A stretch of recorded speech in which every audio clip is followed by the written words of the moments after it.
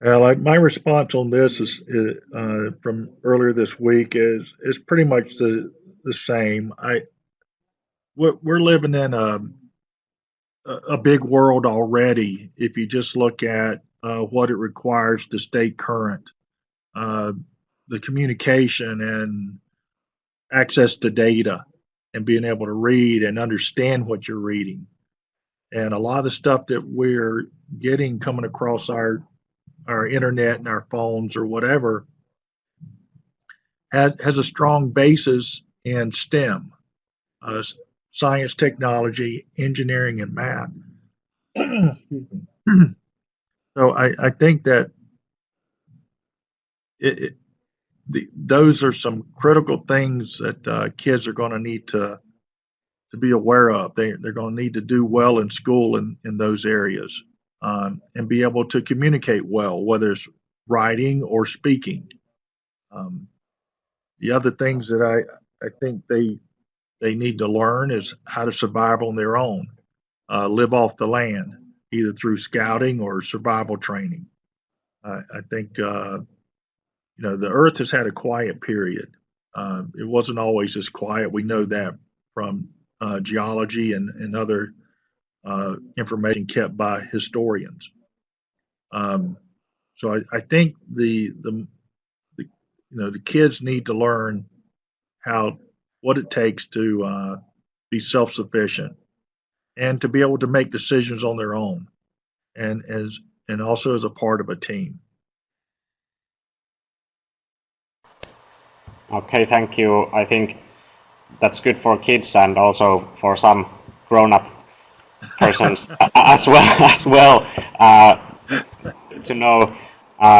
We also have a follow-up question to this. So, what skills the first Mars astronauts need? I think the first astronauts are going to have some skills in medicine. They're probably going to be cross trained in engineering and medicine. I think they need to have some understanding of what it takes to, when you get boots on the ground, to start looking at things that might be problems. Have a keen eye for that, and so they're probably going to want to have taken some technician classes, from mechanical systems or electrical systems, how to repair things. I think they're going to need some background in civil engineering, and I think they're going to need backgrounds in systems engineering and electrical engineering, uh, mechanical, and certainly aero and astro. That list sounds very close to home.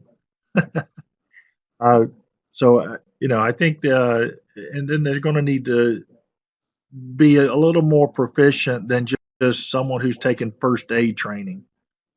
I think they're going to need to have spent some time in a hospital, uh, maybe in an OR or something, to see just what it takes to save someone's life when they get injured badly, because they're going to be on their own out there. There's no ambulance coming to help them.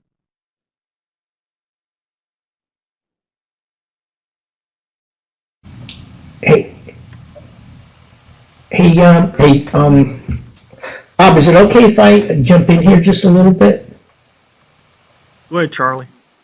Yeah, I think you hit the nail on the head, Bob. And we, even when we trained to fly on space station, we are cross-trained.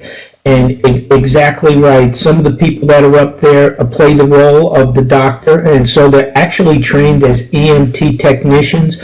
They go out and learn the trade and actually work with hospitals and go out on emergency calls to practice those skills. But I think you're right. I think they need to get more in-depth training.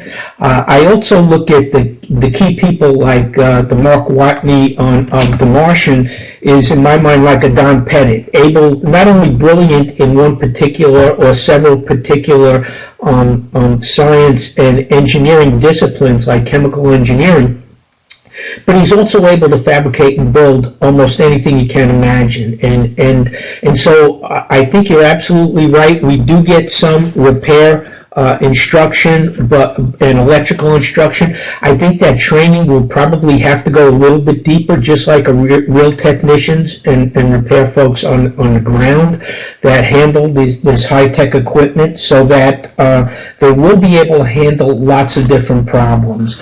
And so I think not only the training they get and the cross-training, but if you can find the Mark Watneys of the world and the other people that I like to think of, the Lee Morans that were trained as medical doctors and surgeons, but actually become computer scientists and physicists as they were training to be astronauts and do amazing things, that they have all these skills and they can save your life.